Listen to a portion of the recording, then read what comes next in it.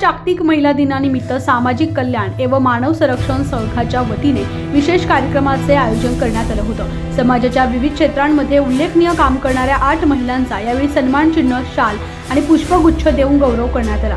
सामाजिक कार्यात अग्रेसर असलेल्या शलाका कोंडावार, महिलांच्या हक्कांसाठी सातत्याने लढा देणाऱ्या सुषमा इंगोले, आदर्श गृहिणी म्हणून सुनंदा पेंधे, सफाई कामगार वेणुबाई सोनवणे, दंतचिकित्सक डॉक्टर सोनाली नलावडे, काकडे, श्री शक्ती न्यूजच्या संपादिका पत्रकार सीता जगताप, कॉर्पोरेट क्षेत्रातील विद्या गरड आणि चिखली पोलीस स्टेशन मध्ये कार्यरत वर्षा मलखे यांचा यावेळी विशेष सन्मान करण्यात आला।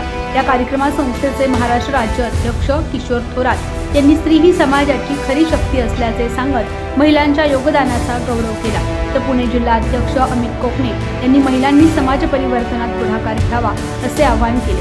कार्यक्रमाच्या शेवटी संस्थेचे राष्ट्रीय अध्यक्ष राजेश कुंभारे यांनी दूरध्वनीद्वारे सर्व महिलांना महिला दिनाच्या शुभेच्छा दिल्या।